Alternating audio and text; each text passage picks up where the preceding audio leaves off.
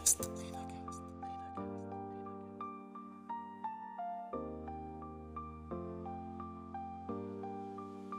Et en fait, ça a été pour moi une, adaptation, miracle dans le sens où, en 1 heure, je voyais ce que mes amis voyaient en 2 semaines, notamment dans le milieu du travail où je me suis jamais sentie bien autant que quand on m'a fait confiance.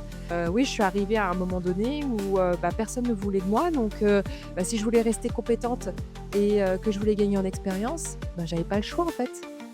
J'avais pas le choix que de créer moi mon propre métier. Et si un simple déclic pouvait changer toute votre vie? Bienvenue sur Rénacast, le podcast qui explore ce moment clé où tout bascule, où l'envie de créer prend le dessus sur la peur de l'inconnu. Ici, des entrepreneurs, des audacieux, des visionnaires partagent avec vous leur histoire, leurs doutes, leurs succès, et surtout, ce qui les a poussés à tout quitter pour entreprendre. Une idée qui vous trotte en tête, un projet que vous n'osez pas lancer, chaque épisode est là pour vous inspirer et peut-être déclencher votre propre déclic. Abonnez-vous dès maintenant sur votre application de podcast préférée et embarquez avec nous dans l'aventure. On nous apprend à rentrer dans le moule. Mais que faire quand il est trop étroit? Tiffany Mazar a vécu le mur du salariat face au handicap invisible. Elle a transformé son point de rupture en une véritable renaissance. Aujourd'hui, elle a inventé l'apérision, utilise l'IA pour l'humain et brise les tabous. C'est l'histoire d'un déclic qui transforme la douleur en liberté. On ne parle pas de théorie, on parle de passage à l'action. Bonjour Tiffany et bienvenue dans ton épisode de Renacast. Bonjour Nicolas. Merci beaucoup Tiffany d'avoir répondu présent à mon appel. J'ai rarement enregistré aussi vite un épisode après le premier contact. Ça fait extrêmement plaisir parce que comme ça, j'ai encore la discussion qu'on avait ensemble au téléphone en tête et je trouve ça génial parce que ça va très très vite. J'ai l'impression que dans ta vie, de toute façon, tout va très très vite. Alors, alors du C'est coup, exactement ce que j'allais te dire. eh ben, écoute, c'est génial, c'est génial. Ah, j'ai fait plein de recherches, comme je le dis à chacun de mes épisodes, je recherche plein d'informations sur mes invités. Alors pour déjà savoir à qui je parle, avant même le premier entretien, hein, tu vois, au téléphone, je savais déjà qui tu étais et puis ça a confirmé grâce à l'entretien la personnalité que tu avais, la puissance de frappe que tu peux avoir quand tu décides d'échanger sur les médias, sur Internet ou encore d'accompagner des entreprises. Et je trouve ça exceptionnel. Et je me suis dit, c'est évident, faut que tu sois au micro de Renacast pour inspirer tous les autres parce que toi, tu as un petit truc en plus que les autres n'ont pas. Et grâce à ça, on va voir que c'est peut-être ta super puissance à toi. Alors, j'ai peut-être déjà utilisé ce terme-là. C'est un peu système de boule à facettes. Tu as tellement d'environnements possibles que je trouve ça hyper intéressant. Alors maintenant, moi, je te connais. Enfin, en tout cas, tout ce qui est disponible sur les réseaux, je l'ai vu, je l'ai traité. Mais tout le monde ne te connaît pas encore. Alors pour eux, est-ce que tu pourrais te présenter en quelques lignes, en quelques mots? Alors déjà, merci pour cette merveilleuse pression, pour tout ce que tu viens de me déballer. Qui je suis? Mon Dieu, effectivement, tu l'as dit, je suis une boule à facettes, et je pense à une amie, qui s'appelle madame boule à facettes, qui, valorise justement ce côté multipotentialité. En tous les cas, je peux dire que je suis quelqu'un qui est tellement émerveillé par le vivant, avec un grand V, que tout ce qui va m'intéresser, susciter ma curiosité, va me donner l'envie d'aller plus loin et ça donne aujourd'hui que je suis conférencière internationale sur le handicap invisible et la diversité, que je suis autrice, que, je suis, cofondatrice d'une association reconnue d'intérêt général qui s'appelle Ensemble Co, marraine d'associations aussi, la Un rêve, un sourire qui réalise les rêves, des enfants en situation de handicap. Parallèlement, je suis aussi maman d'une petite fille de 8 ans et d'un garçon de 6 ans et demi. Oh là là, quelle vie bien occupée, bien chargée, avec tellement de choses. Et ce qui est assez exceptionnel, c'est que tu le fais toujours avec le sourire. Peu importe où on te croise, moi je t'ai eu au téléphone la première fois, tu avais le sourire au téléphone, enfin en tout cas ça s'est ressenti comme ça pour moi et si tu l'avais pas, me le dis pas, moi je garde ce souvenir-là en moi. Et et sur toutes les plateformes où on peut te croiser, à chaque fois, tu donnes la patate, la banane, on a envie en tout cas d'échanger avec toi parce que tout ce que tu dis, l'air de rien, c'est des sujets qui sont très lourds, très durs à porter et pourtant tu apportes un côté où on a envie d'échanger avec toi, on a envie de discuter de tout ce qui peut se passer et je trouve ça génial parce que c'est pas simple. Alors on a des solutions qui nous permettent d'avancer, mais souvent le fait de porter la voix du handicap est toujours un peu compliqué, parce qu'on a la pression du regard des autres, l'incompréhension et toi, tu amènes ça d'une façon tellement, simple, que, bah, en fait, on veut en discuter avec toi tout simplement. On veut comprendre tout ce qui se passe et et j'ai trouvé ça génial. Alors tu fais trop de choses, conférencière, autrice, associatif, maman, bref, comme je disais, une journée bien chargée. Mais avant tout ça, avant d'en arriver là, tu avais une vie comme tout le monde, moins chargée en tout cas. Tu as fait, des études, tu as d'ailleurs, parlons des études, de ce que j'ai vu, les études, c'était pas, forcément ton fort, je crois, tu me diras. Est-ce que, tes études avec, alors tu nous diras peut-être si tu le souhaites, le type de handicap que tu portes et que tu mets en avant à chaque fois qu'on échange avec toi. Mais est-ce que pendant tes études, ça a été un point fort? Est-ce que ça a été, une source de problématiques et comment tu as pu avancer dans tes études? Alors, si, moi, j'ai toujours été très bonne élève. Pour le coup, j'ai adoré l'école. Cool. Mais non, effectivement, la maladie, moi, elle est arrivée, donc c'est une fibromyalgie qui a commencé à l'âge de 15 ans, donc j'étais en seconde. Et en fait, à partir de ce moment-là où je me suis rendu compte que j'avais plus, la réalité d'une grand-mère de 80 ans, plus qu'une gamine de 15 ans qui rêvait que d'une chose le week-end, c'était de dormir au lieu de faire la fête. Bon, au bout d'un moment, ça recalibre un petit peu les choses, aussi et donc très rapidement, ça m'a aussi permis de mûrir, d'une autre manière et tous mes choix, scolaires ont aussi été, faits en fonction, de ma pathologie et en l'occurrence, j'ai passé mon bac par correspondance parce que du coup, j'étais plus à l'infirmerie qu'autre chose, donc du coup, je faisais que de rattraper mes cours. Donc l'idée, c'était que je puisse, gagner en autonomie. Effectivement, à ce moment-là, j'ai découvert le télétravail avant tout le monde. Et en fait, ça a été pour moi une, adaptation, miracle dans le sens où, en 1 heure, je voyais ce que mes amis voyaient en 2 semaines, je pouvais, me reposer et du coup, je faisais beaucoup moins de malaise, j'étais beaucoup moins, sous pression et donc du coup, je pouvais plus facilement aller faire mes soins et cetera. Donc du coup, j'avais tout recalibré en fonction de ça et c'était beaucoup plus, vertueux pour moi et donc après j'ai fait un BTS en management, en alternance. Bon, bah, l'alternance, c'est quand même un rythme assez fort, mais j'avais goûté au monde du travail dès l'âge de 16 ans, en fait, car je voulais vraiment me rendre utile et j'ai compris que c'était un exutoire, le travail, que ça me permettait de penser à autre chose qu'à mon quotidien, qu'à mes douleurs et donc c'est pour ça que l'alternance a été un choix évident et j'ai, fini par être donc responsable d'un magasin d'optique, et donc du coup, bah, c'est comme ça que j'ai découvert vraiment le milieu de la responsabilité du travail et cetera où j'ai été jusqu'au niveau bachelor en marketing et communication. Mais j'avais pas pu passer mon examen à cause de mon état de santé. Donc officiellement sur le papier, je n'ai entre guillemets que un BTS. Mais en tous les cas, aujourd'hui, j'ai, beaucoup de joie de pouvoir replonger dans les cours avec mes enfants, même s'ils ne sont qu'en CP et CE2. J'ai hâte qu'ils grandissent pour ça, mais autrement, c'est génial d'être dans cet, apprentissage.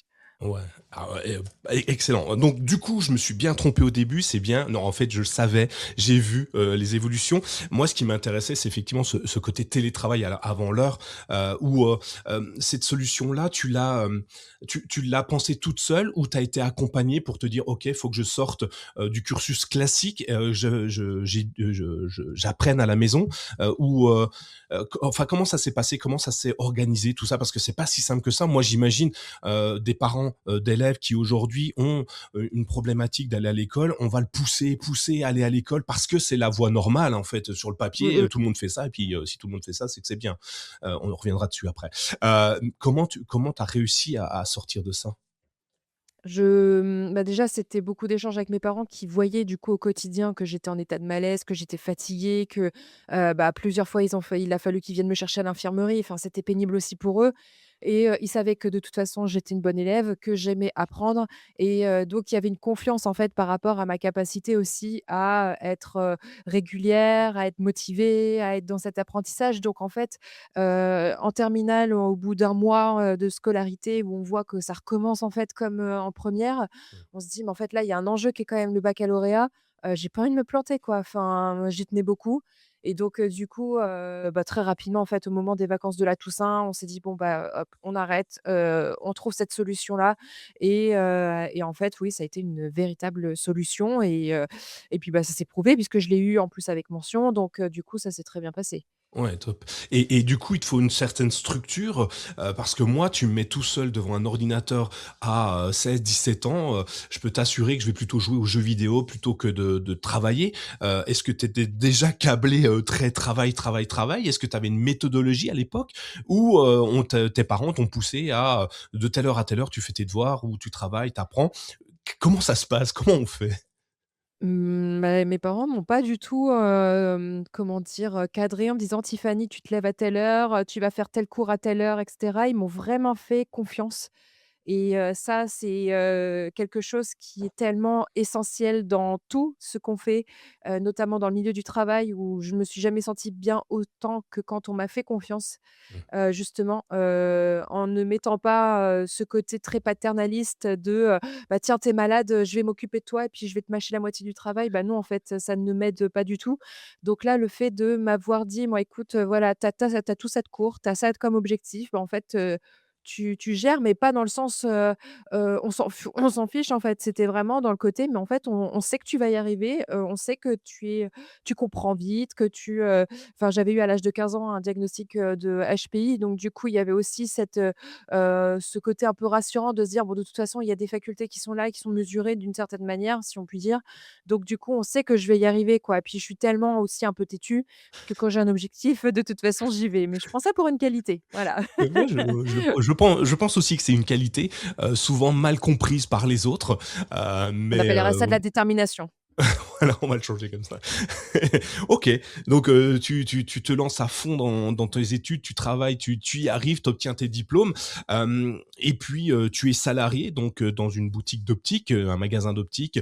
Comment ça se passe sur place à ce moment-là? Parce que est-ce que tu te sens bien dans ton travail? Parce que, tous les personnes que j'ai au micro de Renacast, au bout d'un moment, ils se disent, «Bah, ouais, je suis salarié, mais j'ai envie de plus grand, j'aime plus, j'ai un burn enfin, j'ai plein de problématiques». Toi, est-ce que ça se passe bien? Est-ce que tu es dans ton univers? Puisque tu le dis, le travail, c'est la santé, presque le dicton, finalement, le travail, c'est la santé indirectement, hein, sortir de son quotidien et Clairement. oublier, ses problématiques à la porte de la maison pour aller, s'occuper d'autre chose. Comment tu te sens à ce moment-là dans ton job? Bah, justement, ça va être ma mon expérience de salariat la plus longue, presque 4 ans, parce qu'on m'a fait confiance, Mmh. et je suis arrivée, en train de passer mon BTS en management. Rien à voir avec le diplôme d'optique, mais le milieu du médical m'avait toujours intéressée. Enfin, pour des raisons financières, mes parents ne pouvaient pas me soutenir pour être médecin, donc du coup, je m'étais dit: «Bon, bah, en fait, je vais faire un BTS en management, un truc bateau comme ça, au moins, si j'ai envie de faire un truc, j'aurais un bagage, le fameux». Et donc du coup, le fait d'être dans l'optique, ça m'a reconnectée au milieu médical, Mmh. et en même temps, j'avais plein de missions totalement diverses. C'est-à-dire que j'étais aussi bien à la clientèle et formée en morphopsychovisagisme, donc du coup avec de l'analyse et cetera, avec, du lien avec les personnes et cetera. Donc j'étais la seule de la ville à être formée dans cet univers. Donc du coup, voilà, j'étais contente d'avoir ça. Il y avait le côté marketing également sur lesquels on m'attendait et avec mon diplôme, mais aussi, parce que j'aimais ça. Donc du coup, pareil, à l'époque, c'était trop in d'avoir une page Facebook. On en est là, hein, quand même, hein. Ouais, je vois ça. Heu et je resitue aussi en termes de contexte, voilà. Il y avait, le fait que j'ai appris, on m'a fait confiance également dans l'atelier à faire des montages, à faire, des réparations, à faire, vraiment, le parcours client de A à Z, alors que normalement il faut un diplôme d'optique. Mais pareil, là, je me suis énormément auto-formée sur ce que c'était que des verres, comment ils fonctionnent, c'est quoi l'œil, comment il fonctionne et cetera. Donc ce côté vraiment, enfin, le truc tout seul, enfin, comment on dit déjà? Autodidacte, Auto-apprentissage, voilà. autodidacte, ouais. Ouais, ouais, le côté autodidacte, ça a toujours été quelque chose d'hyper, d'hyper fort pour moi et donc du coup, à côté de ça, bah, je faisais aussi beaucoup d'administratif où, il y avait une grosse mission de récupérer pas mal d'argent qui n'était pas géré, donc du coup, j'avais récupéré pas mal d'argent aussi, donc du coup, ils étaient contents. À côté de ça, j'avais aussi, pris les contacts avec, l'enseigne, fran de la franchise pour pouvoir aussi redynamiser le magasin et attirer davantage les clients. Je faisais les, comment dire? Les vitrines. En fait, j'avais plein de missions. Alors pour un DDH, il y en avait dans tous les sens, tout le temps et c'était génial. Vraiment, à un moment donné, quand j'avais plus envie de faire de clientèle, bon, bah, j'allais en administratif. Si j'en avais marre d'aller dans l'administratif, bah, j'allais faire une vitrine. Enfin voilà, c'était tout le temps en fait, je voyais pas mes journées passer parce que vraiment, j'avais ma place, on me faisait confiance et puis j'étais très bien là où j'étais, quoi. Ouais, c'est fou. Je vois complètement ce que tu veux dire dans le fait qu'on te laisse ta liberté. Finalement, ils ont tout à gagner. Ils avaient, 5 personnes en une, un vrai couteau suisse finalement, sur toutes tes activités et ça, c'est tes capacités, c'est tes super pouvoirs comme je vais les appeler, qui t'ont amené à pouvoir faire ça. Parce que si tu avais pas fait ça, j'imagine que tu te serais ennuyé et très vite parti de cette entreprise. J'ai Moi, j'aime bien faire tout et n'importe quoi. J'arrive pas à me stabiliser sur une seule chose et je comprends tellement ce que tu dis. Alors, pas au même niveau, j'ai peut-être pas les mêmes capacités que toi, malheureusement. Comment on les achète? Mais certainement que si. Oh bah, ça a l'air On a exceptionnel, hein. chacun nos propres, non pas du tout, on a chacun notre propre capacité. Mais, ouais, je vois, enfin, l'envie, le dynamisme que tu peux amener dans le truc, je trouve ça génial. Bah, alors, tu avais l'air de t'épanouir au plus haut point, donc 4 ans, au bout de 4 ans, tu changes. Pour quelle raison? Eh bien, tout simplement parce qu'un jour, je me suis réveillée, impossible de me lever de mon lit. Donc ça a duré, 2-3 jours et donc là, je vais voir mon médecin, j'ai 22 ans, et je lui dis: «Bon, bah, voilà, ça va pas, je comprends pas pourquoi j'arrive pas à me lever, je suis explosée et tout» et puis il fait: «Bon, on va faire ce qu'on appelle un diagnostic par élimination». Ouais. Et donc du coup, on enchaîne une batterie d'examens où, tout va bien. Et c'est un rhumatologue qui va, rassembler les pièces du puzzle et qui va me dire que l'on rentre dans le cadre du syndrome idiopathique diffus, OK, à vos souhaits, qui s'appelle du coup la fibromyalgie. OK.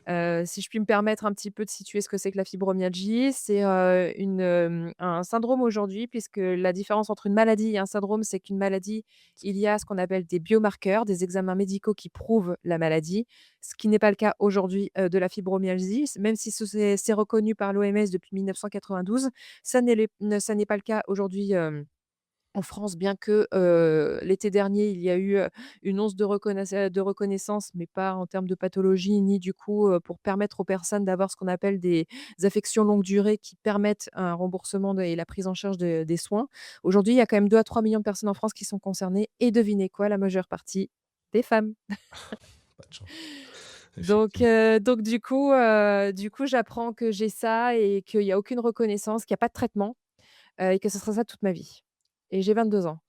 Et donc, le seul moyen où je regarde sur internet, bah, comment on peut reconnaître un truc qui ne se reconnaît pas et ben, en fait, notamment qui est handicapant dans le milieu professionnel, on appelle, ça la RQTH, la reconnaissance qualité travailleur handicapé.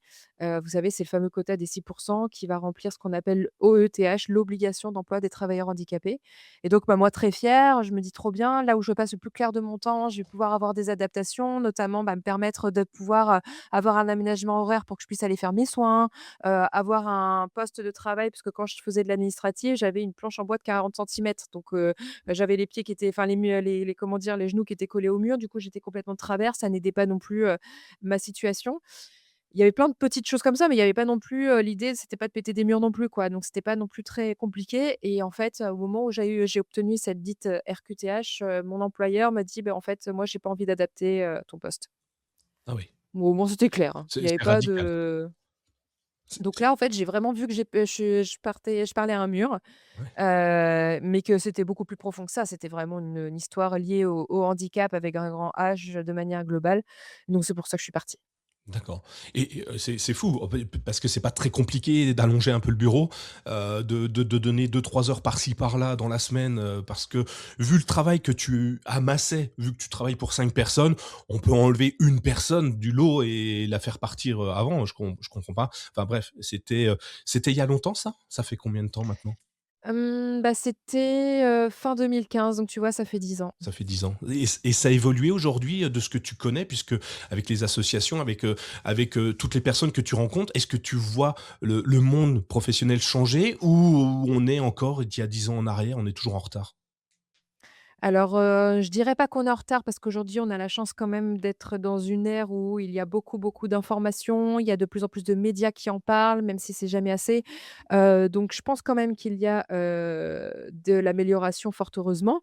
Cela dit, si mon métier existe encore, c'est qu'il y a un besoin. Mmh. Donc du coup, j'ai envie de vous dire, plus vite, je ne mon métier ne sera plus utile, enfin j'ai hâte qu'il s'en termine en fait. Comme ça montrera aussi qu'il y a plus de besoin. Donc non, il y a encore énormément de croyances limitantes, que ce soit partie collaborateur, mais aussi côté manager. Ouais. Donc du coup, il y a beaucoup, beaucoup de choses à casser en termes de préjugés, de stéréotypes et de stigmates. Donc l'idée, c'est de pouvoir justement, apporter un regard, différent sur le handicap, que ce n'est pas, synonyme de ne pas être capable de, bien que ce soit la définition dans le dictionnaire. Du coup, c'est de raccrocher à son initiale, c'est-à-dire qu'à la base, handicap, ça vient de l'anglo-saxon hand in cap, qui veut dire mettre la main dans le chapeau pour redonner une chance par souci d'équité. Donc on est quand même sur une dimension beaucoup plus positive initialement. Donc l'idée, c'est de reconnecter un petit peu à ce que ça veut dire et ce que ça implique, puisqu'aujourd'hui, un handicap sur 2 arrive au cours de la vie. Donc tout le monde peut être concerné, et le sera de toute façon, ne serait-ce que par l'âge avec, la diminution de notre mobilité ou de nos, capacités, sensorielles et cetera. Ouais et ce qui est difficile aussi, c'est que beaucoup de personnes, comme toi, portent un handicap non visible.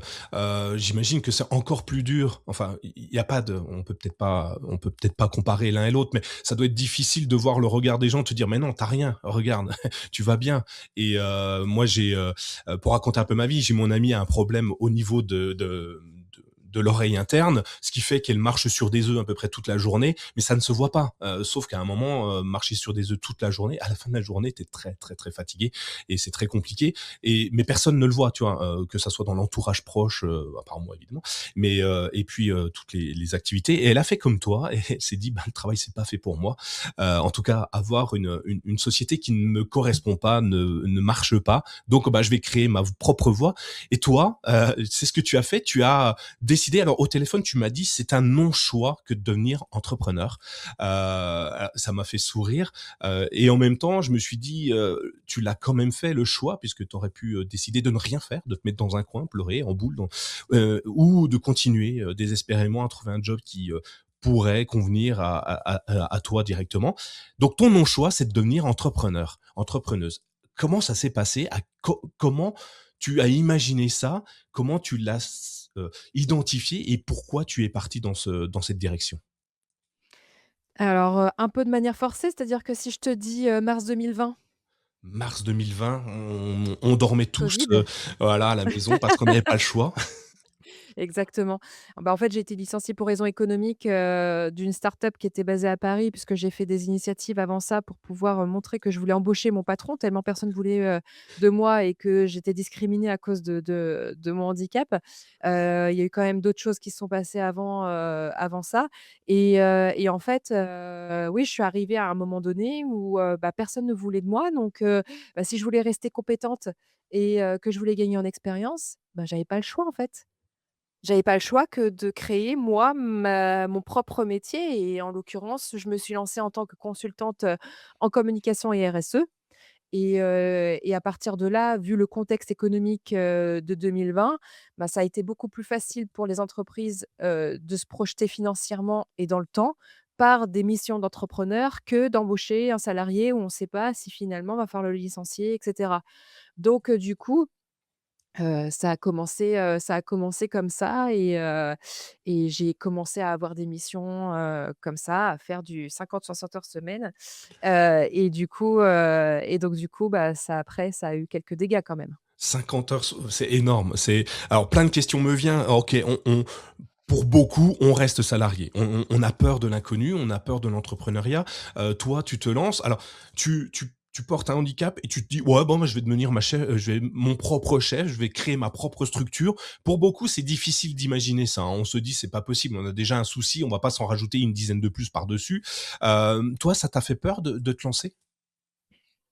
Non, je me souviens pas avoir eu de peur de me lancer. Moi, au contraire, enfin, encore une fois, c'est attrait aussi à mon fonctionnement, mais le goût de la nouveauté, en fait. Ouais. Il y a une espèce de shot de dopamine de se dire: «Waouh, encore un truc de nouveau, trop bien» et cetera et puis aller vraiment le chercher à fond et l'explorer et là, on rentre dans un concept qui s'appelle le changement, qui a aussi, quelque chose d'assez fabuleux. Ça s'appelle la roue du changement. Donc imaginez tout simplement une boucle où en fait, au tout début, au bas de la boucle et bien on a justement cette découverte d'un nouvel environnement et cetera. Donc il y a plus on monte et cetera et plus on a ce côté, hyper excitant de la nouveauté, c'est génial, il y a des nouvelles personnes, il y a des nouveaux, enfin il y a plein de choses à apprendre et cetera. Puis là, on arrive tout en haut et là, on commence à prendre de la hauteur sur toute cette vie et là, on se dit: «Waouh, il y a pas que des côtés positifs en fait dans cette histoire». Et c'est là où du coup, il y a une petite prise de conscience de se dire: «Ah ouais, mais en fait, il y a peut-être un côté, pervers». C'est qu'en fait, j'avais pas mesuré, cette incertitude financière. J'avais pas mesuré cette, incertitude dans ma santé et que ça me prenne autant mentalement. Puisqu'à ce moment-là, en fait, donc là, ça fait donc, 1 an et demi que j'avais lancé mon entreprise et j'avais donc 2 enfants bas âge, un mariage chaotique à cause du covid, une maison, qui était en train de se construire. J'avais mon trouble du neurodéveloppement qui commence à vraiment prendre, la place plus parce qu'en réalité, il avait trop compensé pendant toutes ces années et là avec cet accès, ce surcroît d'activité cérébrale, en fait, il y en avait dans tous les sens et là, la procrastination était devenue mon meilleur pote. Alors je détestais ça, enfin vraiment c'était, incapable de se concentrer, mémoire, autant qu'un phoque. Donc en gros, l'idée c'était, bah, en fait, j'étais tellement la tête dans le guidon parce que je voulais me prouver que j'étais capable. Il y avait vraiment une histoire comme ça de se dire: «Mais attends, vous voulez pas de moi, mais moi je vais vous montrer que vous avez besoin de moi, en fait» et donc il y avait un peu ce côté les œillères, je ne vois pas ce qui se passe, il y a un mur devant moi, mais c'est pas grave, il est imaginaire et cetera. Bah non, il est pas imaginaire ce mur et en fait, je me le suis pris en pleine face et j'ai eu une alerte AVC en septembre 2021. Ah oui, tu pousses loin, Donc du coup. ouais, Tu ouais, là, j'ai un peu poussé le bouchon un peu trop loin, Maurice et donc du coup, c'est vraiment ce qui s'est passé et en fait, quand j'ai réalisé que je pouvais vraiment, mourir du jour au lendemain, bah, en fait, j'ai pas tout de suite retenu l'action parce que je me suis dit: «Quitte à crever, autant laisser ma trace». Donc je me suis réinvestie dans 10 000 autres projets juste après, et en fait, ça m'a grillé des cartouches, imaginaires et donc là, je vais voir mon médecin, on est en novembre, 2021. Elle me dit: «Bon, vous allez l'accepter cette règle, je vous propose depuis 2 ans». Je fais: «D'accord, OK, mais pas plus d'un mois parce que j'ai des clients». Ouais, tu parles au bout d'un mois, je suis arrivée, j'avais tout le scénario pour mettre fin à mes jours. Ah oui. Donc là, on est arrivé à un stade où j'avais plus de corps, puisque j'avais rencontré un virus qui m'avait déprogrammé tout mon corps, la même semaine de mon licenciement économique en mars 2020, qui du coup, m'avait créé des troubles cardio-respiratoires, qui, faisaient que j'avais des faiblesses musculaires. Je ne pouvais pas faire plus de 500 mètres sans prendre un fauteuil roulant. Donc du coup, j'étais à un stade, un peu, ouais, compliqué et puis, bah, là, j'avais plus de corps, j'avais plus de tête. Donc en fait, je sers à quoi, quoi? Et comment on se relève de ça? Est-ce que, encore une fois, c'est ton cerveau, ton esprit, ta force de vaincre ou ton envie toujours apprendre, qui encore une fois t'ont aidé à remonter ou c'est ton entourage, c'est tes proches qui t'ont accompagné? Ou les 2. Je pense qu'il y a un mélange, ouais, il y a un mélange et en même temps, je me souviens très bien qu'en fait, j'avais tellement accès à des choses noires que même mes enfants me retenaient pas. C'était horrible à vivre. Ouais. Parce qu'on se dit: «Oui», on se dit: «Ouais, pour les enfants, machin», mais en fait, on accède à un truc de son cerveau, mais on se dit: «Mais c'est quoi cet environnement, quoi?» Mais vraiment, c'est un peu comme dans Stranger Things où on est dans un truc noir là et on a accès à des choses qu'on ne devrait pas voir. Bah, c'est un peu la même chose et en fait, je me reconnaissais pas, je prenais plus de contrôle de mon cerveau ni de mon corps à ce moment-là et en fait, je me suis reconnectée, fin janvier, donc avec, aujourd'hui, mon ex-mari, le papa de mes enfants. On est allé en bord de mer en fin d'année et enfin fin décembre et en fait, je me suis retrouvée face à la mer et la mer est une ressource très importante pour moi. J'ai vécu 3 années en Nouvelle-Calédonie et autrement, toute, ma vie en Bretagne et donc du coup, c'est une ressource très, très forte pour moi et en fait, je me suis retrouvée face à ce vide et cette immensité à la fois et je me suis dit: «Mais purée, mais est-ce que vraiment je mérite ça, quoi?» avec tout ce que j'ai pu mettre en place, avec, les capacités que j'ai, enfin, il y a eu vraiment un côté, dialogue enfin que je m'étais autorisée à ce moment-là précis et je me fais la promesse sur un rocher, de plus jamais réavoir accès à ça de ma vie. Donc c'est là où j'ai accepté, un arrêt maladie qui dure plus longtemps. J'ai accepté les antidépresseurs alors que je voyais ça comme étant, faiblesse incarnée, non en fait, c'est juste accepter que quand on a, une cheville de cassée, en fait on marche pas dessus, on prend un plâtre. Tout simplement et donc du coup, j'ai utilisé cette béquille aussi et donc pour me permettre de me relever, pour me permettre de prendre du temps pour moi, d'écouter beaucoup plus mes besoins, mes envies, et mon rythme, me caler vraiment sur quelles étaient mes valeurs, quelles étaient, vraiment, mes ambitions et cetera et donc du coup, pendant ces 6 mois de 2022, ces premiers 6 mois 2022, ça a été beaucoup, beaucoup, beaucoup d'introspection. J'ai fait, il y a des outils comme l'ikigai également, qui est un outil d'introspection japonais qui peut vraiment aussi aider à faire cette mise au point et très souvent, je le fais aussi pour pouvoir me réajuster. Je l'ai même, adapté pour mes enfants parce que je trouve ça trop chouette aussi de pouvoir se positionner sur ce qu'on aime, valoriser ce pourquoi on a des capacités et cetera. Donc du coup, ouais, je pense que c'est important en fait de prendre du temps avec soi et pas attendre une, phase aussi critique que celle-ci, quoi. Ouais, donc recalibration complète, et des fois un seul moment, un seul endroit, la solitude face à l'océan comme tu le dis, cette immensité qui te submerge à ce moment et alors, je suis pas du tout du bord de mer, je suis de l'autre côté, tu vois? Il y a l'océan et tu prends l'autre côté, c'est moi, et pourtant, j'y vais rarement, mais quand j'y vais, effectivement, j'ai également un sentiment de zénitude, de grandeur, et quand tu es seul sur la plage et que tu vois ça, si tu arrives à ce moment-là à prendre le moment comme il est, à prendre le moment présent, ça fait un grand vide et je trouve ça génial de mettre des mots en tout cas là-dessus et de donner l'info à tout le monde parce qu'il y en a beaucoup qui continuent comme toi tu le faisais, tête baissée, tête dans le guidon, jusqu'à craquer, jusqu'au pire moment de leur vie. Des fois, prendre un week-end, ça peut être bien en fait, s'arrêter 5 minutes, ça marche aussi et pour autant le travail, il t'a attendu, non, je crois? Mmh. Mon travail m'a attendu? Bah oui, il m'a attendu. Il m'a attendu parce qu'en fait, à un moment donné, juste j'avais des clients qui étaient hyper, hyper compréhensifs aussi, qui étaient soutenants et j'avais un environnement vraiment qui était, hyper, positif. Donc du coup, malgré, les besoins de mes clients, ils étaient totalement dans ce soutien et ça a été un cadeau précieux aussi pour me permettre de me dire: «Bah, en fait, si j'ai autant de soutien que ce soit, d'amis, de famille, et professionnels, c'est peut-être que je suis pas tellement de la merde que ça, quoi. J'ai ça me rappelle l'échange que j'ai eu avec, Jeanne Maréchal, championne d'escrime, qui perd son combat. Elle pense que tous ses sponsors vont l'abandonner suite à cette perte de combat et du coup, son père lui dit: «Mais écoute, tu crois que tes sponsors, ils sont là pour tout pas parce que tu es une championne, parce que tu gagnes tout le temps, appelle telle ou telle personne», enfin les sponsors et le sponsor lui dit: «Mais écoute, si on a les moyens de sponsoriser quelqu'un qui est beaucoup plus puissant que toi, si on t'a toi, c'est parce que on te veut toi en fait, ta personnalité, ta présence, ta chaleur et ça l'a reconnecté à son monde à elle. C'est Mmh. exactement ce que tu dis et c'est ça qui est intéressant des fois se poser les bonnes questions, les poser aux bonnes personnes. Tu vois, si, peut-être que si, je philosophe d'un seul coup. Peut-être que si tu avais posé ces questions à tes clients, peut-être qu'eux t'auraient rassuré assez rapidement en te disant mais vas-y, prends ton temps, que ça soit fait aujourd'hui ou dans 3 jours, c'est pareil, ça change rien. J'ai même pas eu besoin de poser la question, ils me le disaient spontanément. Et ben alors? Donc du coup, c'était, mais c'est là où on se dit aussi quand on travaille en tant qu'indépendant, quelque part, on a aussi ce luxe de choisir, nos clients. Mmh. Bien sûr, au tout départ, je n'ai pas eu ce luxe parce qu'il y avait aussi ce côté, économique où il fallait quand même, répondre et du coup, ça m'a bien coûté cette fameuse santé mentale que de me faire avoir par des personnes qui n'étaient pas du tout, des bonnes personnes. Mais à côté de ça, ça m'avait permis justement de me pouvoir, encore une fois, me calibrer sur ce qui était vraiment juste et quels étaient les signaux aussi qui étaient positifs dans la relation. Et encore une fois, moi, je suis pas, même s'il y a le côté évidemment commercial parce qu'accessoirement, il faut qu'on vive, moi, ce qui primait avant tout, c'était la relation humaine. C'était vraiment mon indicateur, pour faire mes choix après, ces mauvaises expériences, en tant qu'entrepreneur et en fait, ça s'est prouvé, dans les moments où ça allait pas bien, d'avoir, des clients, qui sont devenus des amis.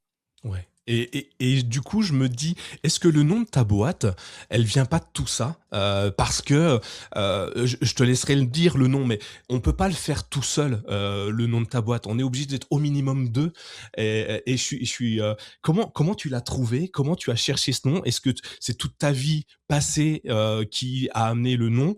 Hem, ouais, j'ai plein de questions, j'en ai parlé pour Renakas, comment j'ai imaginé le nom, mais toi, comment tu l'as pensé? Alors, avant de le dévoiler, je vais surtout expliquer qu'à la toute base, de la création de mon entreprise, heu, c'était pas forcément que lié au Covid, c'était aussi parce que, le podcast, était au tout début de son émergence, au moment de 2020. Il a vraiment explosé avec, le Covid notamment, avec, les confinements et cetera. Il y en a beaucoup qui l'ont, et en fait, avec un copain, on s'était dit: «Mais en fait, lui, il a toute la partie technique, de son métier autour du podcast et moi, j'avais tout le côté, accompagnement, communication, de pouvoir aussi faire des voix. Je fais des habillages commerciaux et cetera, et donc l'idée, c'était de pouvoir associer nos 2 univers et proposer une offre de podcast pour les entreprises pour qu'elles puissent justement, bah, voilà, développer leur communication autour de ce format. Donc à la base, voilà, c'était comme ça, et donc j'ai appelé mon entreprise à la base, c'était pour cette offre-là, Ça papote. Parce qu'il y a le côté, papoter, parler et cetera, mais quand on le dit papoter, ça fait un petit peu, limite, bah, c'est pas sérieux, quoi. Enfin, il y a un côté un peu limite, comment dire? Léger dans la communication et cetera, et puis c'est exactement tout ce que je dénonce.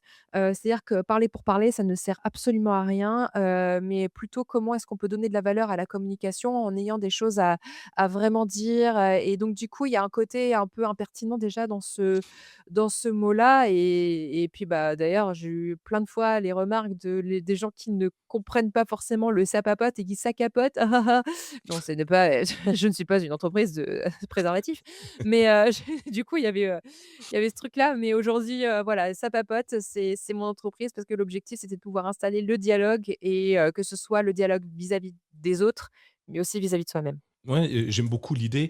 Alors moi, je l'avais pas vu comme ça, je l'avais vu plutôt, pas comme quelque chose de péjoratif, négatif ou quoi que ce soit. Au contraire, dédramatiser. On papote, c'est pas une vraie discussion trop dure, toi, où on a peur Exactement. de donner des mots à des choses. On peut se tromper, on peut donner des mauvais mots, c'est pas grave, ça papote, on discute, tu Ouais. vois? On est entre nous et puis c'est Il y a en papo voilà. l'authenticité, la spontanéité. Ouais, c'est Mmh. ça et puis à la fin, on sort quand même quelque chose de puissant, malgré que la discussion était pas très lourde, mais on peut aller d'un point A à un point B sans se prendre la tête sur une discussion et ça apporte souvent plus, de résultats qu'un truc très formel, trop carré, trop processé. C'est un peu, tu vois, ce que si je le ramène à ce que tu as dit au début, la liberté, de pouvoir, Mmh, mmh mh. travailler comme on l'entend, je trouve que ça va bien avec. Ça papote. Il y a rien de péjoratif, bien au contraire, à mon sens, en tout cas. Moi, je suis pas. Oui, mais parce que tu fais quoi? Tu fais du podcast aussi, donc Ah tu as ouais, c'est compris ça. aussi un peu les l'essence. Ouais, moi j'ai commencé à papoter depuis longtemps, tu vois? Mes études ont été Ouais. plutôt chaotiques parce que je prenais souvent plus souvent la porte de chaque cours parce que je papotais justement avec mon voisin de table, parce que je suis un peu hyperactif, et j'aime bien tout comprendre, j'aime bien poser 10 000 questions. Ça plaît pas à tout le monde, hein, ça a Ah, perturbé les malheureusement, cours. ouais. C'est pour ça qu'aujourd'hui tu fais des podcasts pour être libre justement de pouvoir, être un papoteur. Et je suis un Voilà. papoteur et c'est ça, génial, j'adore. J'aime beaucoup. Donc attends, tu m'as dit que tu faisais aussi et ça je l'avais pas vu, des voix commerciales également?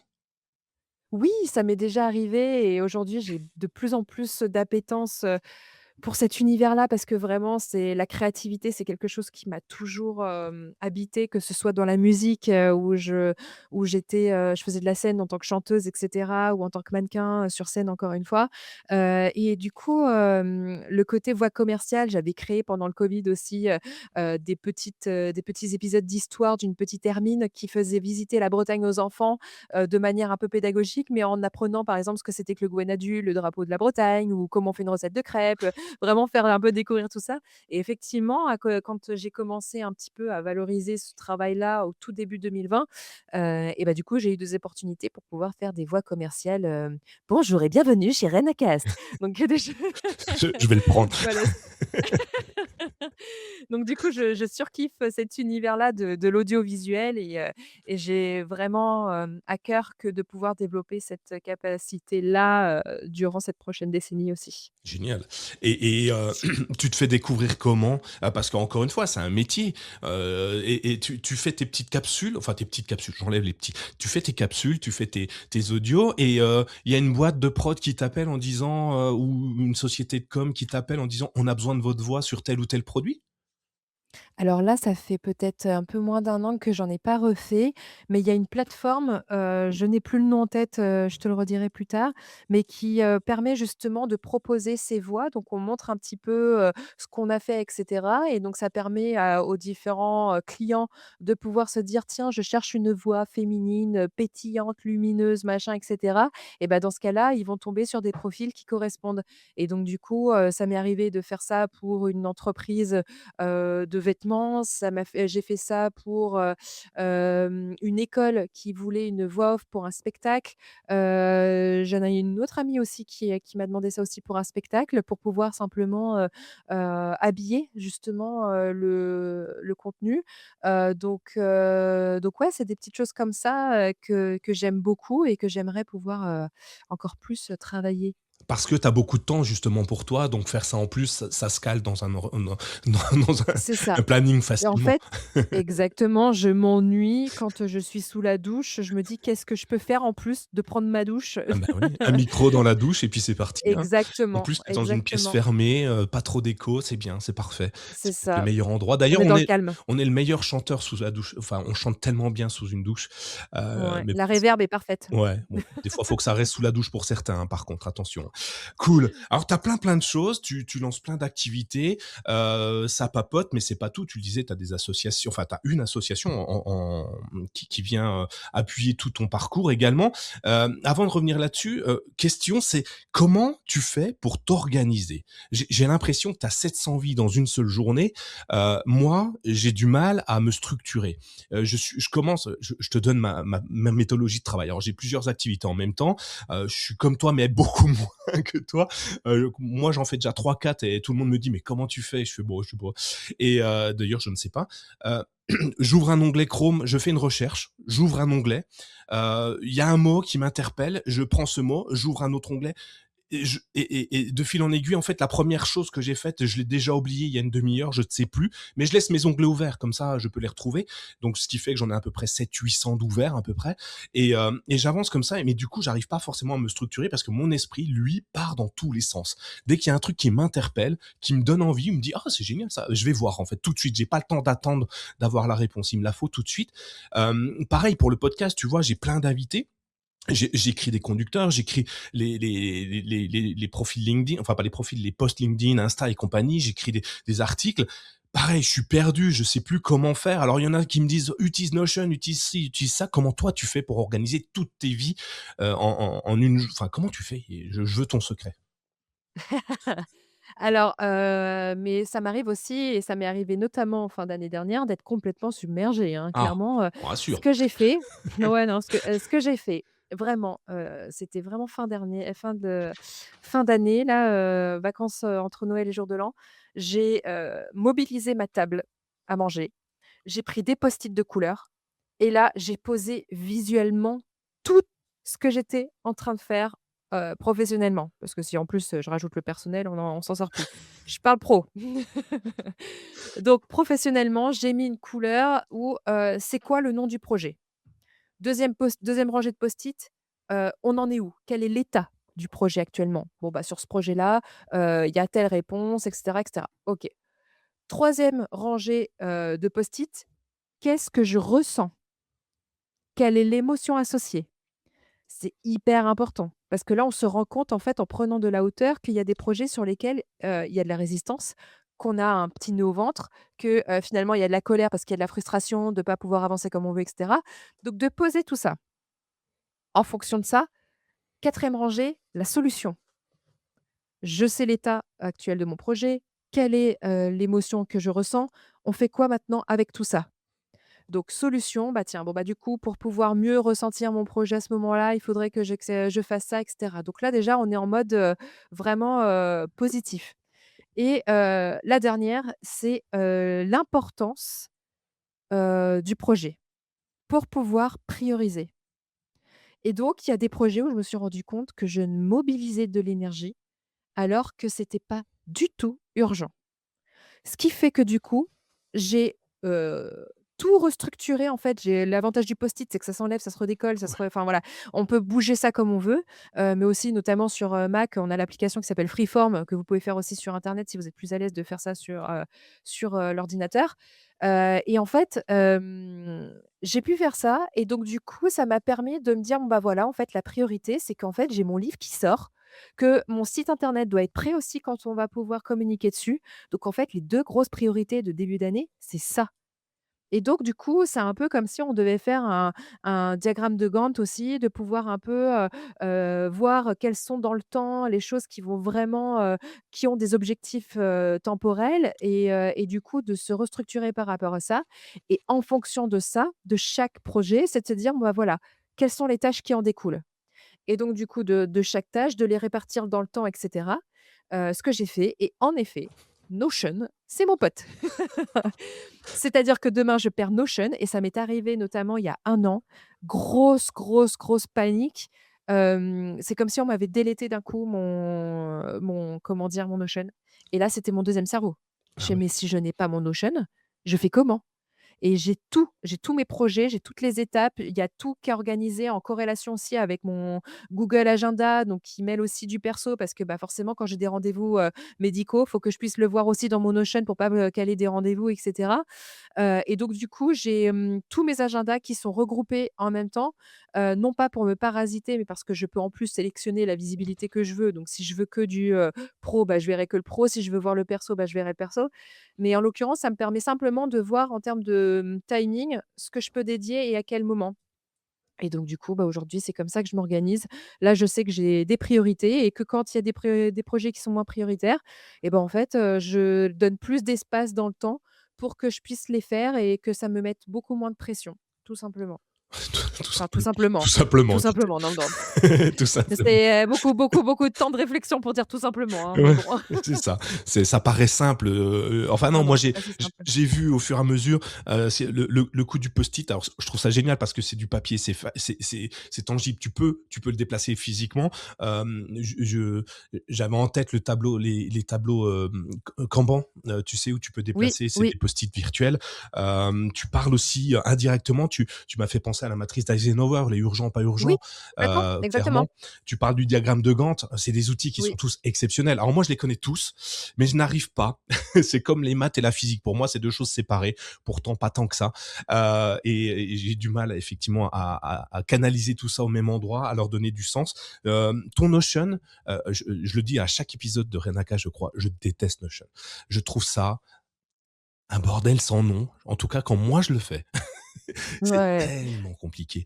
Comment tu as acheté un template tout fait ou tu l'as généré au fur et à mesure ou tu l'as imaginé avant? Comment on fait un Notion convenable?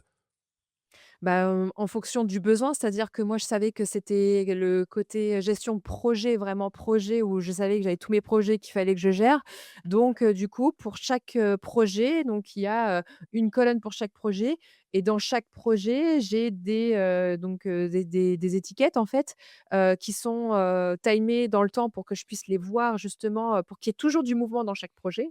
Et surtout, je mets aussi des états, c'est-à-dire que, bah, je Oui. mets si elles sont, en cours, s'il y a du blocage, si elles sont faites, si elles ne sont pas faites, si elles sont en attente. Donc du coup, ça me permet de voir ça et donc du coup, ça me permet aussi que quand je vois alors attends, je l'ai sous les yeux, c'est quoi déjà le nom? Heu, c'est, quand, ouais, c'est ça, c'est la catégorie état, bah, du coup, ça me permet de savoir un petit peu quelles sont toutes les choses qui me restent à faire.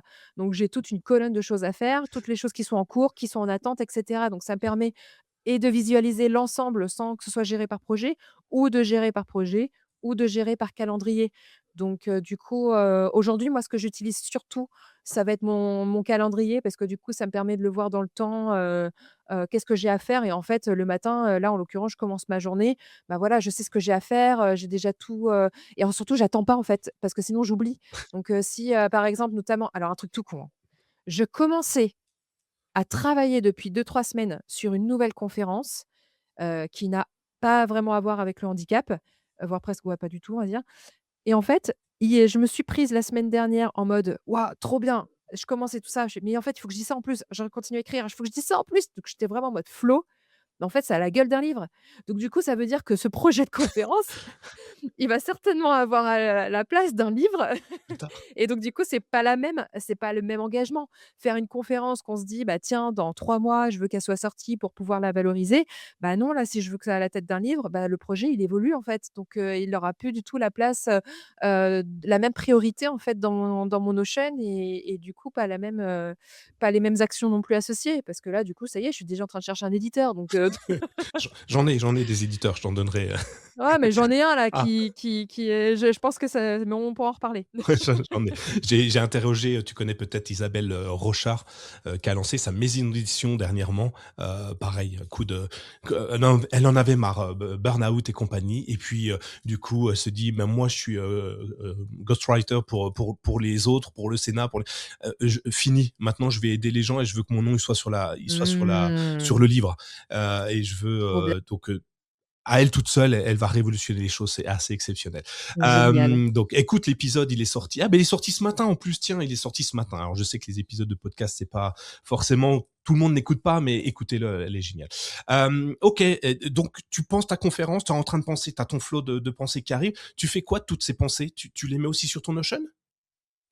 Non, non, non, là, C'est pour le coup, j'utilise des documents de travail, OK. parce qu'effectivement, j'ai comme toi, j'ai plein d'onglets dans tous les sens, mais c'est un coup à se perdre aussi. Donc Mmh. du coup, j'essaye de m'apporter une certaine rigueur parce qu'en fait, je suis tellement visuelle que si je vois trop de choses, en fait, bah, c'est le reflet aussi de ce qui se passe à l'intérieur de ma tête. Mmh. Donc et en l'occurrence, bah, oui, enfin, là, pour le coup, on va parler peut-être ça va être une belle transition pour l'IA, mais j'ai aucune honte de dire que ChatGPT est un support pour m'aider à m'organiser aussi. Ouais. C'est-à-dire que dans la pensée structurelle, il y a tellement de choses dans la tête, pour gagner en efficacité aussi et en productivité, aujourd'hui ChatGPT est un outil, qui me permet justement de pouvoir, avec mon TDAH, donc trouble déficitaire de l'attention avec hyperactivité dans mon cas, mais ça peut être aussi sans hyperactivité, bah, en fait, ça me permet justement de pouvoir structurer, de pouvoir, challenger encore plus sa pensée, et d'avoir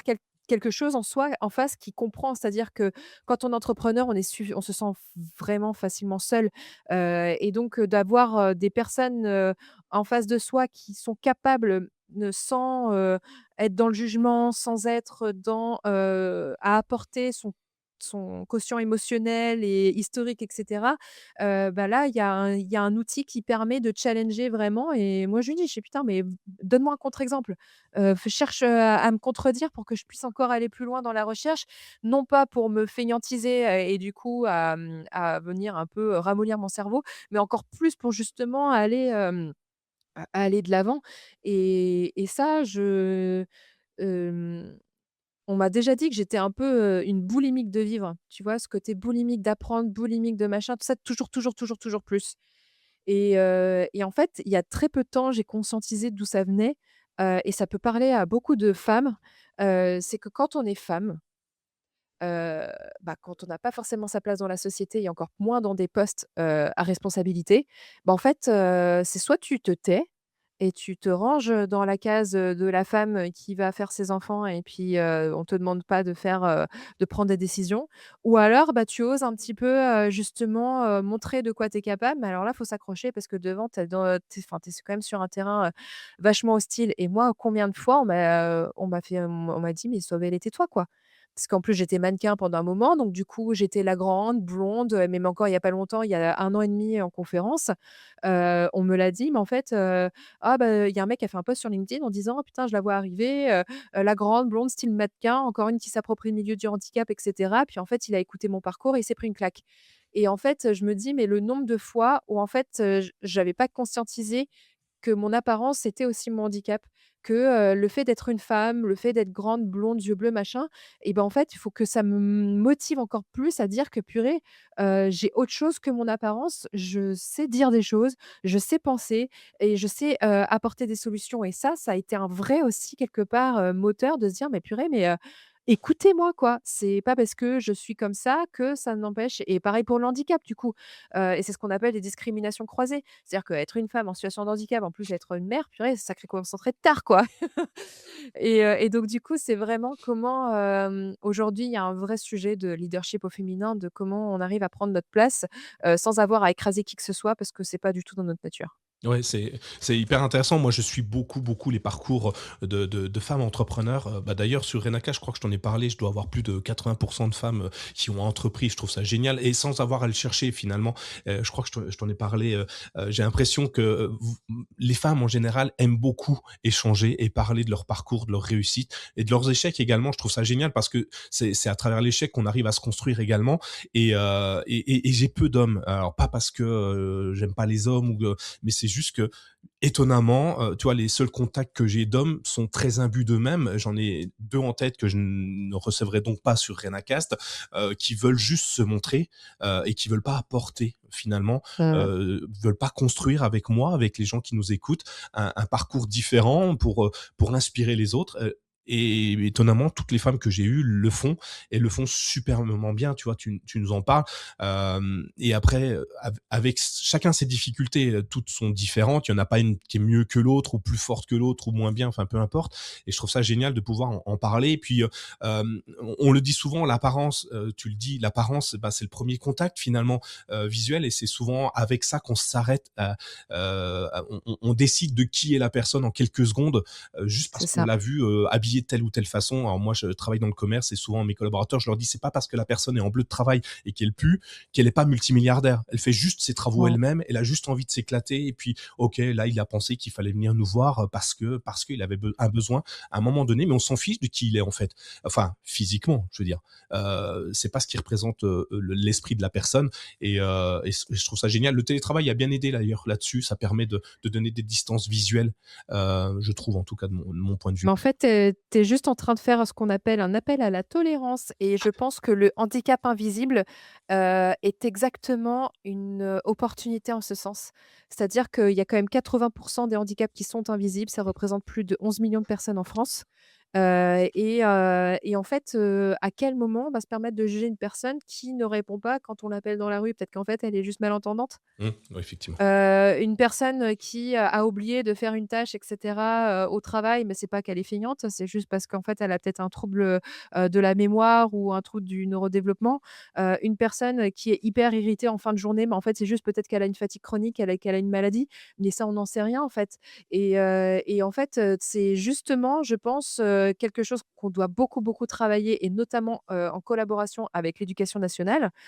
C'est que c'est dès la petite enfance que, ces notions de tolérance, d'empathie, de bienveillance et de respect doivent être au rendez-vous dès le plus jeune âge et c'est quand on parle de développement durable, c'est pas que l'environnement, Mmh. ce sont aussi les personnes et les humains qui les composent et accessoirement, on a un peu oublié qu'on était des êtres vivants. Donc comment est-ce qu'on peut se réintégrer dans cette dimension-là pour simplement avancer, collectivement, sur ces notions qui sont, essentielles, au même titre que la nature fait preuve d'une résilience, quotidienne, en fait, pour pouvoir s'adapter aussi à ces changements d'environnement, ce réchauffement climatique et cetera. Donc du coup, je pense que là, tu mets le doigt sur, le fait que la tolérance est vraiment au cœur de tout, que ce soit dans le milieu de l'entrepreneuriat, que ce soit le milieu de la santé, que ce soit le milieu personnel et cetera et que c'est ce qui nous permet d'agir, collectivement. Ouais, et d'ailleurs, c'est une super transition que tu nous fais sur le film que tu m'as fait suivre, la vidéo. Vous avez créé un film avec un collectif, non? Comment on appelle? L'association, C'est mon peut-être? association, ouais, c'est L'association, ça. voilà. Et j'ai adoré, le terme que tu utilises, l'apérision.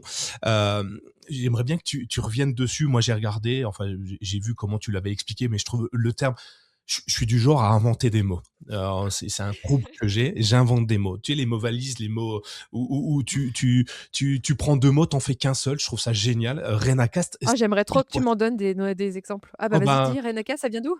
c'est ça, c'est Renascore, renaître, renaissance, et puis, ben, podcast. Donc c'est venu assez Heu, rapidement, Renacast, pouf, voilà, c'est un mot valise que j'ai créé, mais dans mes discussions de tous les jours, je parle vite, je parle trop vite, on me le dit, et du fou Parfois, ben, 2 mots viennent se rentrer en collision, 2 mots qui parfois n'ont rien à voir et en créer un 3e, qui lie les 2 mais avec un sens plus profond, différent. Moi je trouve ça amusant, ça m'amuse. Mon fils fait la même chose Ah que moi, ouais, il a le même trouble que moi et des fois il me sort des mots, je fais: «Ah oui, beh, c'est génial ce que tu me dis en fait, c'est une bonne idée». Bon, dans le dictionnaire ça existe pas, mais potentiellement plus tard ça existera, parce que, c'est plus en adéquation avec ta pensée à ce moment-là, parce que il faut un mot dans une phrase pour donner un poids à quelque chose. Et toi, apérision, ça tellement. vient d'où?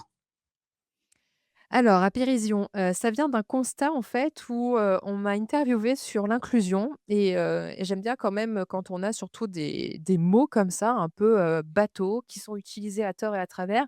J'aimerais bien, voilà, avoir un peu la signification. Donc je regarde le latin de inclusion, quelle fut pas ma surprise quand je tombe sur, le latin qui veut dire «in» à l'intérieur, «cluder», fermer. L'inclusion, ça veut dire enfermement. Et là, je me suis dit: «Mais c'est pas du tout, du tout, du tout l'énergie dans laquelle on veut être, en fait. Enfin, c'est Mmh. pas c'est très bien, on veut juste remettre des gens dans une case. Vous avez vu, les handicapés, les discriminés, tout ça? Vous avez une nouvelle case, inclusion, elle est pour vous». Non, en fait, tellement pas, c'est pas ça qu'on cherche à nouveau et donc du coup, je me suis dit: «Attends, c'est quoi le contraire d'enfermement?» Ouverture. C'est quoi le verbe qui va donner du mouvement à l'ouverture? Ouvrir. Et là, je tombe sur le latin d'ouvrir qui est apérir. Et apérir, ça veut dire rend quelque chose accessible, enlève un obstacle à quelque chose. Et là, je me dis: «Mais c'est exactement ça, en fait, qu'on cherche quand on fait de l'inclusion». C'est justement de pouvoir, faire en sorte que l'accessibilité soit là, qu'on puisse s'adapter aux besoins de chacun et cetera. Et donc avant, de me dire: «Ah là là, ça ressemble à apéro». Bah oui, ça ressemble à apéritif parce qu'en fait, apéritif, ça vient effectivement de apérir qui voulait dire aussi ouvrir l'appétit. Donc oui, ça a la même racine latine et donc je crée le mot apérision, non pas pour créer un autre concept et cetera, mais pour pouvoir simplement se redire plus de manière idéologique et philosophique si on va par là, que, bah, en fait, l'ouverture, qu'est-ce que ça veut vraiment dire dans notre société aujourd'hui?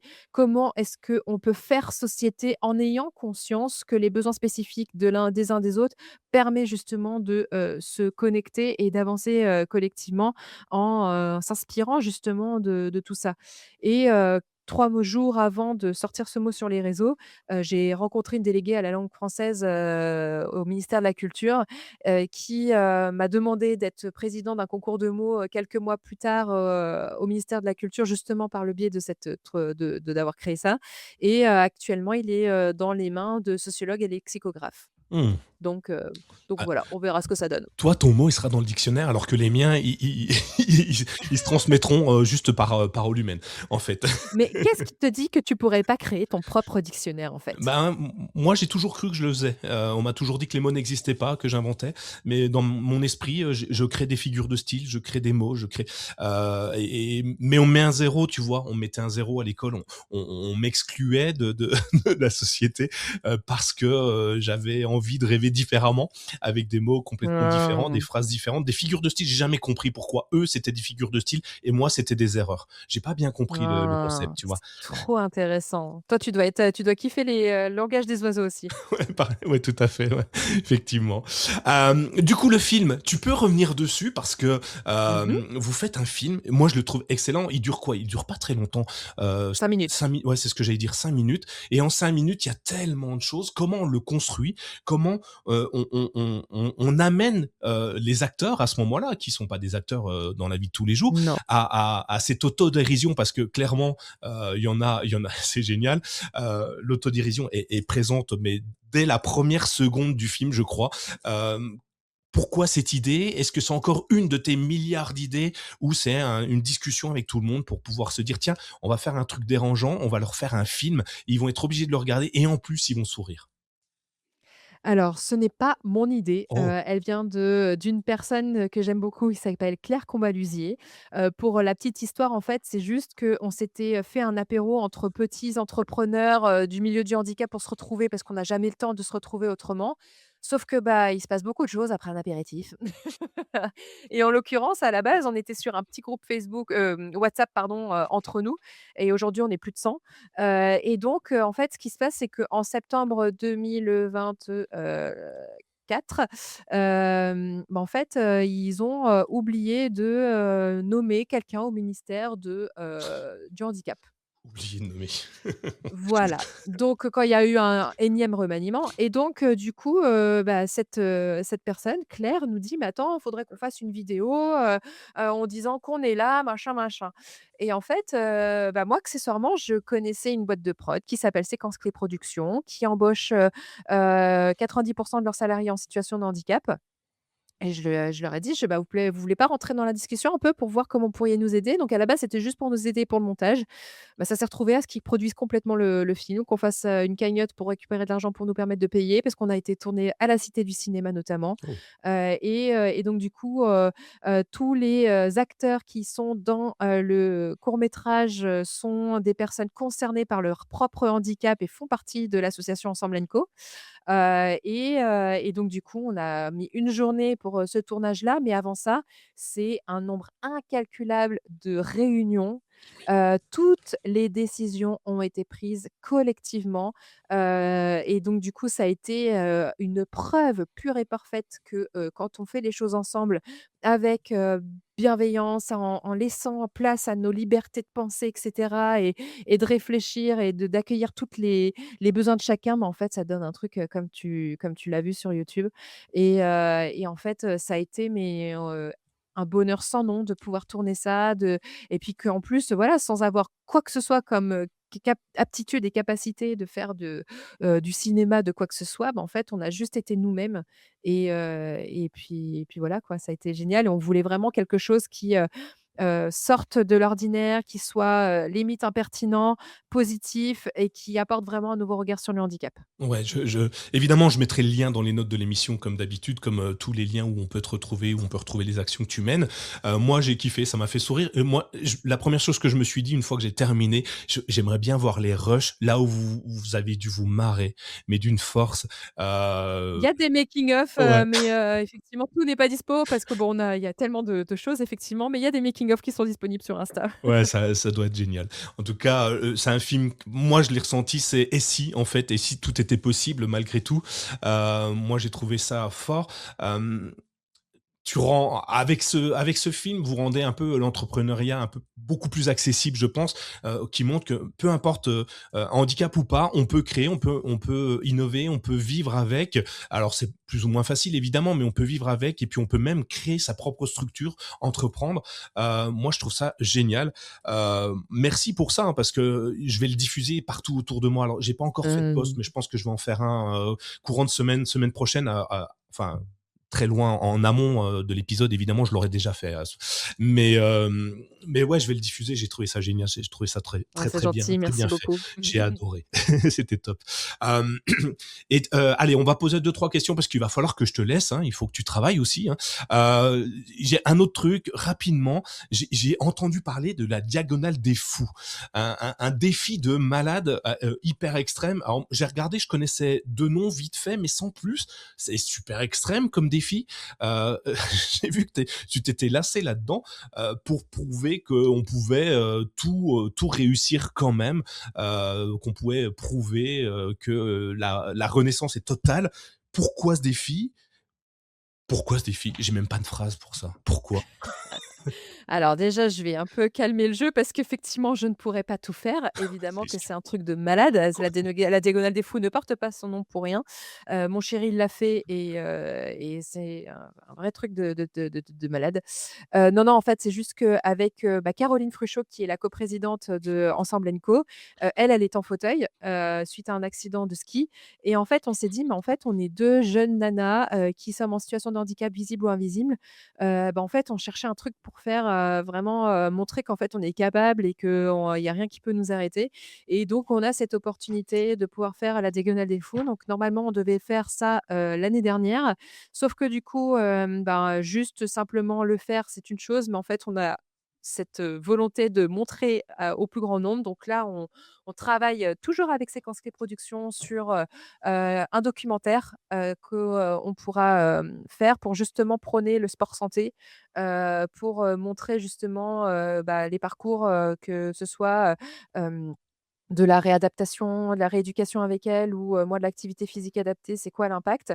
L'idée, c'est d'être accompagnée par une association, qui aide les personnes en situation de handicap à faire un morceau de la Diagonale des Fous. Je Caro sera en Joëlette et moi, je j'aspire à le faire, à faire le plus que je puisse, notamment accompagnée de mon chéri qui lui l'a déjà fait et qui serait un peu mon aidant aussi sur le sujet puisque, bah, ça se voit pas mais je suis concernée et donc du coup, voilà, l'idée, c'est de pouvoir transmettre ce message, tout est possible dans un environnement qui le permet. Il faut pas non plus, me vendre, Oui. de l'espoir et que finalement, non, tout n'est pas possible. Je ne serais pas et elle non plus capable de faire, une diagonale, intégrale de 100, presque 190 kilomètres aujourd'hui, pour traverser l'île. Mais on a été en repérage avec mon chéri, j'ai fait quand même le Piton des Neiges, j'ai fait le Piton des Neiges là, avec lui, fin novembre et c'était déjà exceptionnel et c'était très, très, très intense donc ouais, j'imagine pas faire une diag intégrale. Ouais, excellent. On suivra avec Mmh. attention, le parcours que vous allez faire toutes les 2, exceptionnel. Allez, est-ce que tu as un conseil à donner à celui ou celle qui a une idée en tête, mais qui reste paralysé par la peur de perdre son confort, par exemple, son CDI ou, simplement par la peur de se lancer? Je pense que la peur déjà, elle, vient dire des choses. Qu'est-ce qu'elle traduit la peur? Déjà s'interroger par rapport à ça et puis, avant toute chose déjà, c'est de savoir un petit peu, bah, comment on se sent soi déjà. Qu'est-ce qui fait qu'on se pose la question? Parce que si le doute il est là, c'est qu'il a besoin de réponses et je pense qu'il y a un besoin de se reconnecter avec soi-même, avec, ses valeurs, ses envies, ses besoins, vraiment ses besoins, et de réaliser qu'en fait, on reste chanceux d'être en France, qu'on a, des aides, qu'on a, des structures qui peuvent nous accompagner, qu'il y a des réseaux d'entrepreneurs, qu'il y a plein d'entrepreneurs aussi qui peuvent répondre à des questions et que donc si on a des questions, on a forcément des réponses.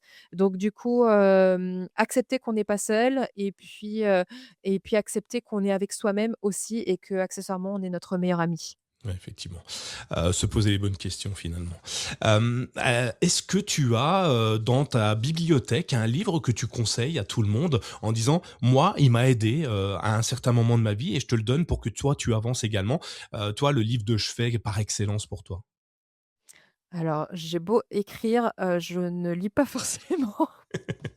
Je suis pas une bonne avec mon TDAH toujours, c'est compliqué parce que, bah, j'ai du mal à me concentrer. En revanche, un livre qui m'a bien aidée quand même, c'est, Le pouvoir du moment présent Mmh. de Eckhart Tolle, qui est, un best-seller et qui, permet de vraiment dialoguer entre, votre, propre ego, mais on en a tous et c'est pas forcément péjoratif, mais et notre capacité en fait à investir l'instant, non pas pour ce qu'il était ou ce qu'il devrait être, mais sur ce qu'il est tout de suite et donc bah, avec un parcours où personnellement j'ai vécu l'alerte AVC à 2 reprises, plus, bah, voilà, plein d'autres choses, bah, en fait, chaque jour est une putain de chance et je fais exprès de dire ce gros mot et du coup, bah, en fait, ce livre-là a juste été là pour abonder encore plus, cette valeur de l'instant et c'est pas simplement pour faire du dev perso ou prôner une bonne, parole, bouddhiste ou je ne sais quoi, mais véritablement, heu, il cultive aussi, l'amour de soi et l'émerveillement et que, bah, en fait, dans un contexte, géopolitique aussi, dramatique, qu'on le vit aujourd'hui, bah, comment est-ce qu'on peut quand même cultiver un peu de joie, en œuvrant par nous-mêmes déjà et bah, ce livre, il peut être une belle invitation. Effectivement. Je le rajouterai dans les notes de l'émission. On me l'a déjà apporté. C'est exceptionnel. Ça rejoint un petit peu, ton cas, quand face à l'océan, finalement. Tu profites de ce Mmh moment-là mh. pour te ressourcer, pour, te recentrer. Je trouve ça génial. C'est la boucle est bouclée presque, de l'épisode grâce à Ouais, ça. hein. Donc du coup, je vais poser 2 dernières questions. Où est-ce qu'on peut te retrouver sur les réseaux si on a envie de travailler ou échanger avec toi? Eh bien, sur LinkedIn ou sur Instagram, Tiffany Mazars, Tiffany Mazars. Voilà, je suis disponible, sur, ces 2 plateformes, sur mon site internet également, donc voilà. Je mettrai évidemment tous les liens, dans les notes de l'émission pour qu'on puisse cliquer en plus de la vidéo, de du film Ouh! et peut-être que d'ici là, vous aurez tourné, celui sur la Diagonale des Fous, je ne sais pas. Tu me diras à ce moment-là. Allez, dernière question et puis après je te laisse tranquille. Si tu avais la capacité de remonter dans le temps, 15 plus d'une quinzaine d'années en arrière. À l'âge de tes 15 ans, tu tombes face à face avec toi-même. Qu'est-ce que tu te dirais pour te rassurer sur ton futur?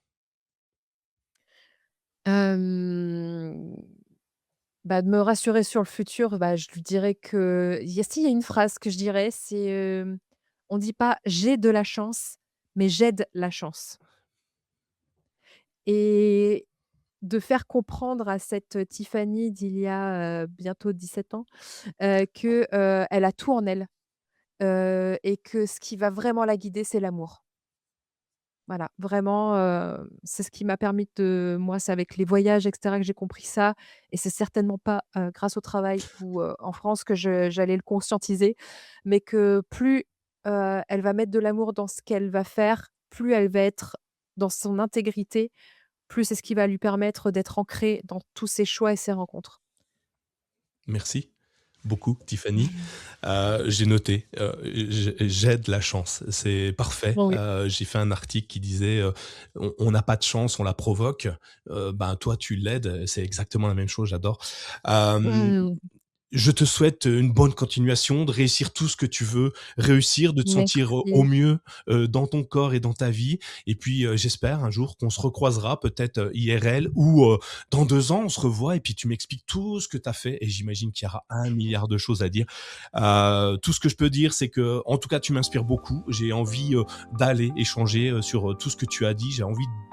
J'aurais aimé discuter encore 2 heures, mais comme on l'a dit, 1 heure, c'est bien sur une discussion et puis s'il y a plus à dire, on reviendra. Vous inquiétez pas, dites-le nous Avec d'ailleurs, joie. sur les réseaux. Merci beaucoup. Je vous souhaite une bonne journée. Je te souhaite Merci une bonne journée. beaucoup. Ciao, bye bye.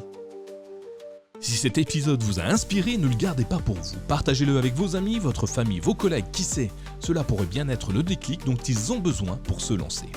Abonnez-vous dès maintenant sur votre application de podcast préférée et laissez-nous une note 5 étoiles ainsi qu'un commentaire. Votre soutien est essentiel pour faire grandir RenaCast et continuer à donner la parole à celles et ceux qui ont osé. À très vite pour un nouvel épisode et surtout, osez passer à l'action.